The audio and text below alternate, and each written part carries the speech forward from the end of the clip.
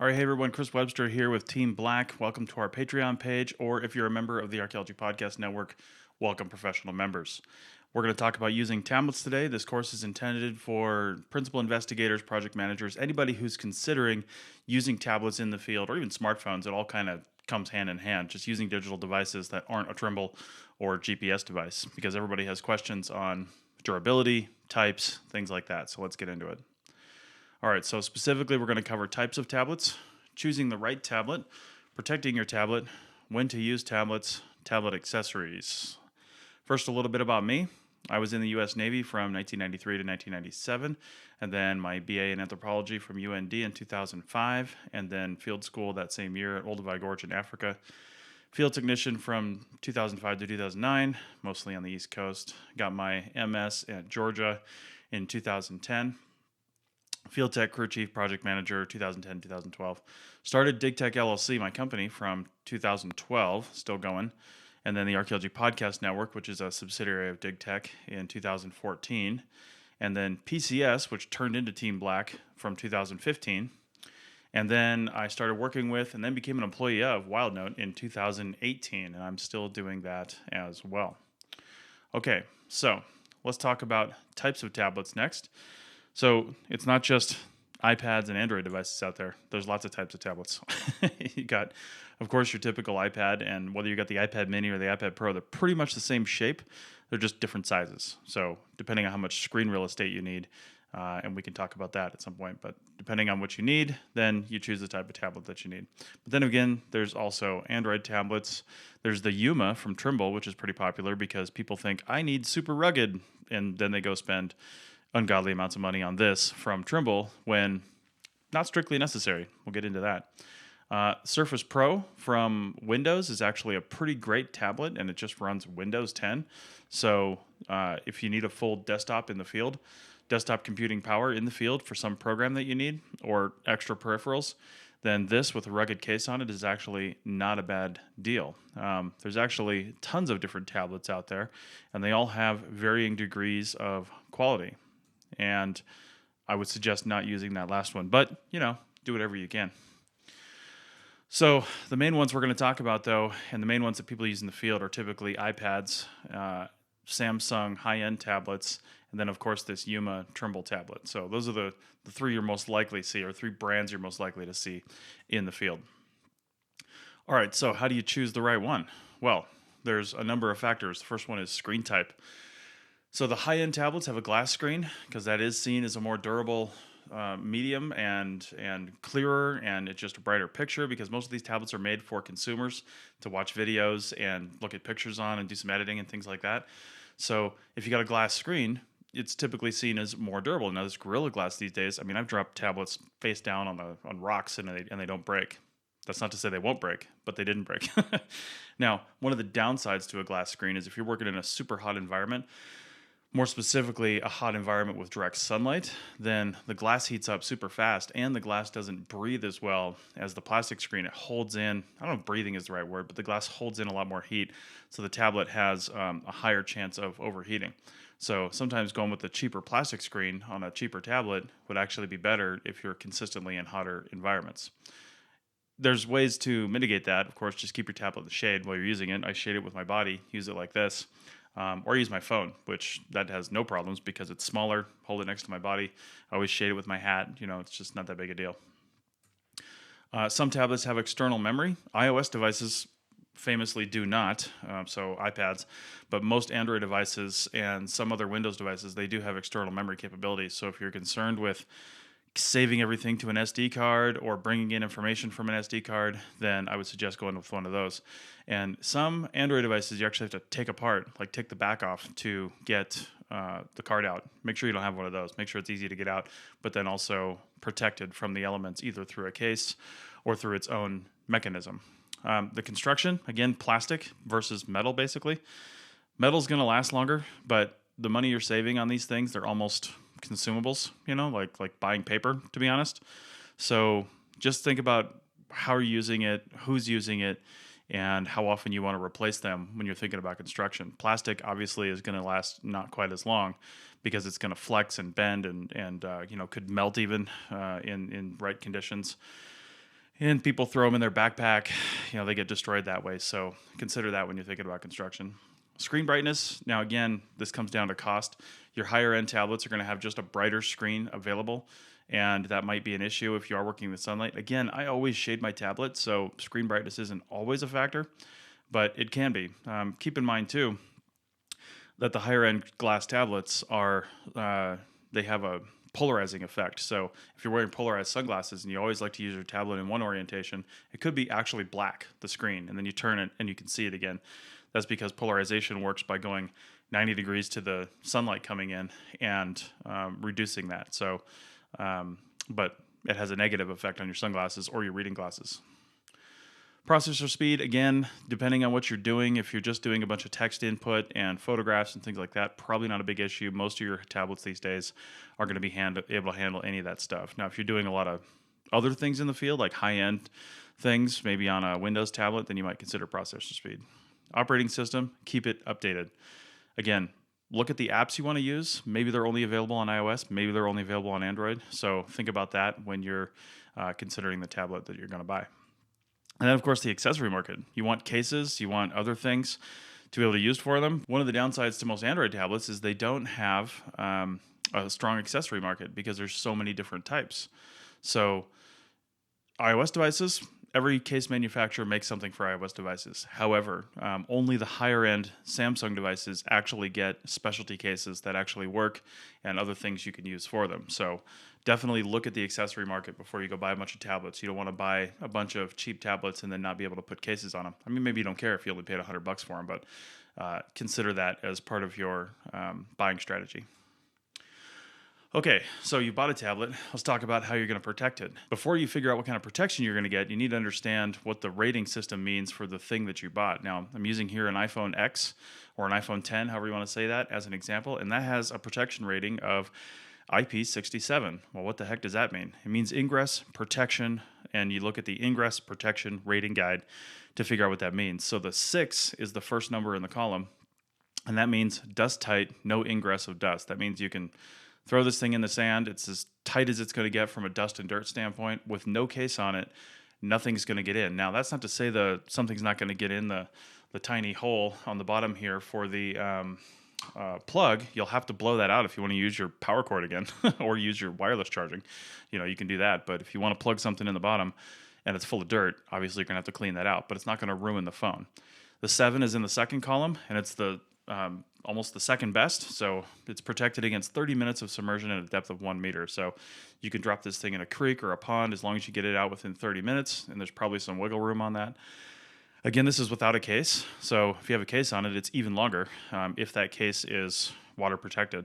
But even if it's not, it's limiting the amount of water that's getting in the device. So even if it's not strictly a water protecting case like this one, it might be preventing water from getting in just a little bit longer. But again, if you dropped your phone, you're probably going to go back and grab it immediately. Now, 8 is protected against continuous submersion for long periods at a depth of 3 meters. Very few devices are rated IP68. So, and generally, if it's a 7 or 8 on the right side, it's almost always a 6 on the left side because you get dust protection with heightened water protection, obviously. So that's the rating guide. You can find it online pretty much anywhere or refer back to this video if you need to know how your device is rated. Again, this is without a case, so it's pretty good. All right, so if you do need a case, and sometimes you want a case just because these things are slippery. I mean, every time this thing's out of the case, I drop it all the time. So cases are dust proof, which means you won't scratch your device. Again, dust isn't going to be a big deal for the right device, but you don't want it scratched. You want it messed up. So cases help against dust. Cases can be waterproof. Cases can also be water resistant, which again goes down to okay to put in the water or have rain on it for a short period of time, but not dunk in the water. If you think you're going to drop your phone or tablet in a creek or a pond at some point, or you're working down in Louisiana and you're going to drop it in a swamp, then you're probably going to want something that's waterproof. They can also be shockproof, which again, not that big a deal these days, but the rubberized and plastic edges on these things, when they hit something hard, that disperses the shock and can prevent it from getting cracked or dented on the side. Screen protectors. I don't use screen protectors these days. I used to use them all the time, and the Zag screen protectors are the ones I preferred. But nowadays, I find that they just limit my movement on the screen, and the screens are actually really good. My iPhone 10 is a year and a half old. I've used it in many environments, and there isn't a scratch on the screen. So the glass is getting really good, and I don't think you actually even need a screen protector. So, in my advice, don't worry about it unless you've got a cheaper device with a plastic screen. Plastic screens will get scratched and crazed from dust and things like that. So, and just put it in your pocket or your bag or whatever. So you might want a screen protector on your cheaper plastic tablets. All right, so cases. Here's some choices. OtterBox is one of the best ones you can find out there. LifeProof as well, but they're owned by the same company. I don't know which one owns which, but they're owned by the same company.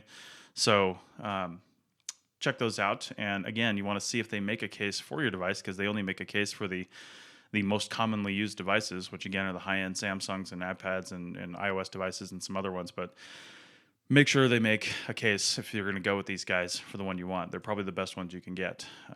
There's also Pelican makes cases, which are pretty great, and you can go from there. So again, screen protectors, the Zag screen protectors, if you need one, are probably some of the best. So look around there, and that's ZAGG. Okay.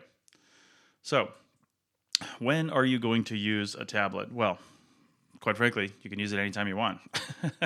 But you can use them for administrative work, vehicles, safety, etc.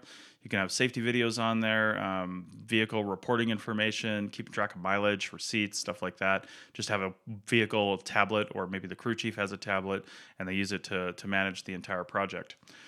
You can also use them for photographs. This iPhone 10 has a 12 megapixel camera, which is more than the limit for most places, most agencies requiring photographs. The highest I've seen is 10 megapixel from the Nevada BLM.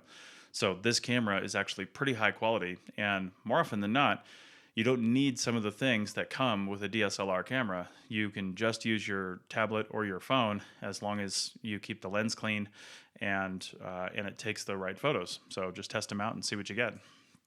Obviously, field data recording is the one people think of the most. So textual data, drawing, things like that. Excavations, obviously, the drawing capabilities on these things are pretty amazing when you use a stylus. Even if you use your finger, if you do it the right way, you're way better off drawing on here when you can take a picture of something and refer to my illustration webinar or video. But you can take a picture of something, layer the drawing over the top of that, and go from there. It's pretty amazing. Again, that goes to graphical illustration. I've drawn projectile points, I've drawn profiles and plan views, all kinds of stuff just using the tablet. Report segment writing and review. Of course, if you're just doing stuff, you can hook into your company's cloud servers, pull down some templates, and start working on the reports when you're on the drive home and you got one of your crews driving, or you just want to work on some stuff. They're pretty versatile, and you can there's no reason you can't just keep working and get all your stuff done and then have extra time for other things. And of course, working remotely. If you've got your tablet, maybe it's even a bigger tablet, you can do whatever you want, wherever you want, because they're always connected if you've got the data plan on them. If not, Wi-Fi is everywhere, so you can always get your work done and get it done fast. All right, so the accessory market for tablets is pretty strong, but again, you want to make sure that the accessories are available for the tablet that you want to use. A stylus is one of the most common things people think of. And it helps keep your surface clean, because if you've got dirty hands and stuff, you're not putting them all over the screen, or maybe oily fingers or just muddy, then a stylus will help keep you from doing that.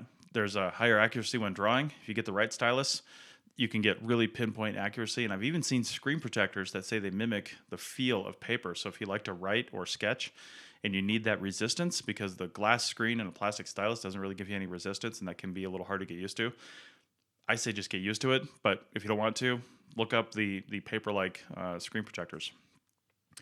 Good styluses, or styli, are sensitive and have special powers. And by that I mean they have buttons on them. They have different things they do. Some you can flip around and use it like an eraser, and then flip it back and use it like a pencil. They're pretty cool. Bad ones and cheap ones can cause more harm than good. And what I mean by that is they can be sticky. They can have a pen inside of them, so you accidentally bring the pen out and now you're marking up your screen. Or they're just a bad stylus and they're frustrating. So keep that in mind. A couple examples. This is the Apple Pencil, and again, it's pretty great. I've got mine right here, but I've got a silicone thing around it from Griffin, and it helps it just grip this thing a lot better. It doesn't slip out of my hands. Takes that end piece away. I've got that right there. Also works as an eraser on some things, so it's pretty great for doing sketching and whatever you want. Samsung, a lot of their tablets just come with one. Again, that one's got a button on it, so it does fancy things. You can usually program those. Same thing with the Windows Surface Pen, which is another great stylus. In fact, I've got a Surface Pro 4 that's about 5 years old, and it's probably one of the best tablets I've ever used. I wouldn't say it's pretty great for normal field use because it doesn't use tablet-style apps. It uses, the internet and Windows 10. So if you're going out there just doing survey, I can recommend it. But if you're doing excavation and you want to take notes and do other things, write the report, do some drawing, things like that, then it's a great tablet. Styluses can be cheap. The Apple Pencil, I think, is $100, but styluses can be cheap. I mean, this is, $7.99 on Amazon Prime last time I looked. But keep in mind, you're going to get frustrated by some of those super cheap ones, and they're just not going to work very well.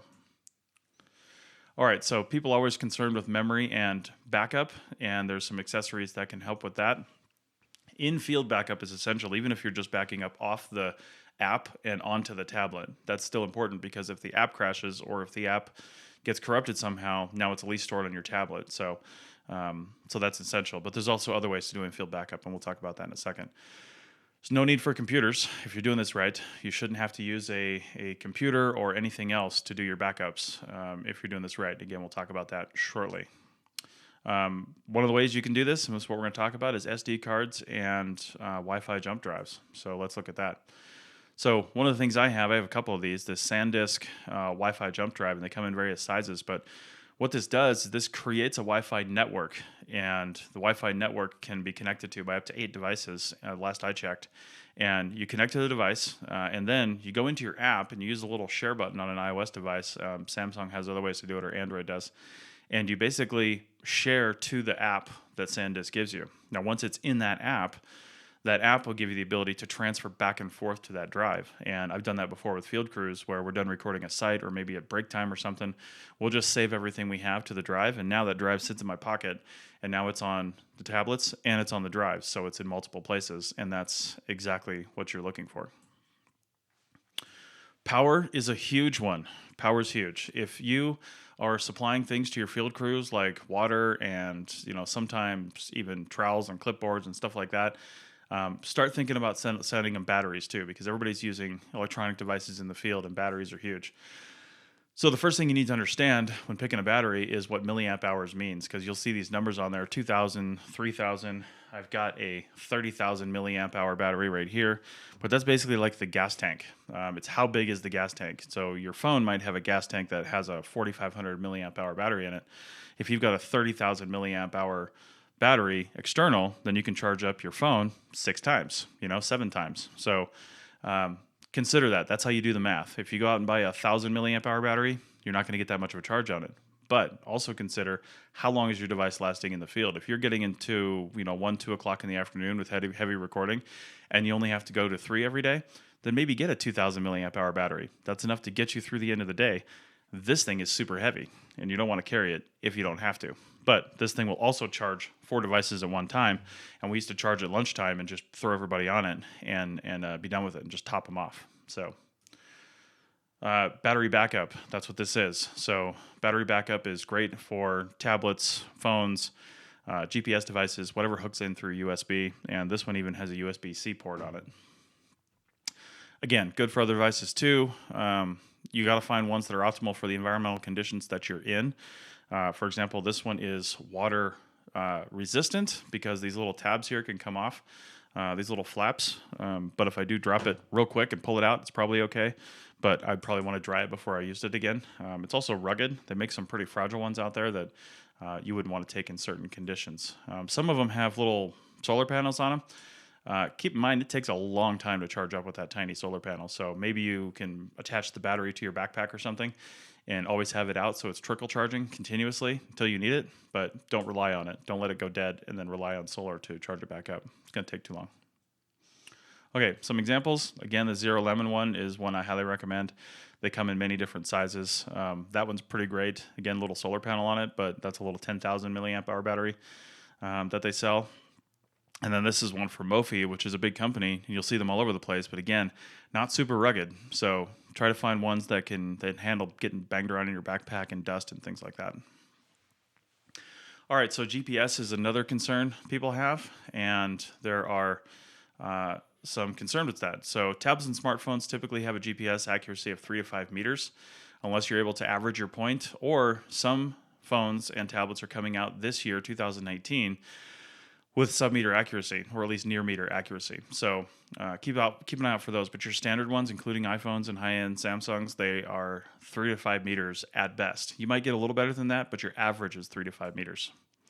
You can average a point. I've got an app called GPS Tracks that'll let me do that. But it takes a long time. You're still not going to get sub-meter, but you'll be able to average the point. Sometimes it can be difficult to determine the accuracy that you're getting from these tablets, and you have to determine what accuracy you even need. Maybe 3 to 5 meters is okay, but if you do need sub-meter, then you got to watch out for that. The best way, of course, to get that is to use an external GPS, and there are a number of different ones out there. TurboCell's one that I can't really recommend that much, but I'm showing it to you because you're probably going to see it. It's the R1. They've got a couple other versions of this as well, but the reason I didn't like it at the time I tried it was because you had to use their own app to read it, which was not ideal. There's another one that a lot of people have, the Arrow 100, and they've got a bunch of different kinds there. One I don't have on here is the Geo Juniper, which I've recently discovered is a pretty great one. Pulls like 7 constellations of satellites plus SBAS, and it's just amazing. So check it out. I heard it's about $1,800, and that's as I'm recording this in May of 2019. All right, so that's it. If you have any questions, you can email me, Chris Webster at digtech-llc.com. Thanks for watching this video. Check out the other videos we have over on Patreon. If you're a member of the Archaeology Podcast Network, go check out the videos in your members area under professional education. If you're not a member and you want all the benefits that the APN gives you, plus access to these videos for free without going to Patreon, then check out arcpodnet.com/members. Thanks a lot.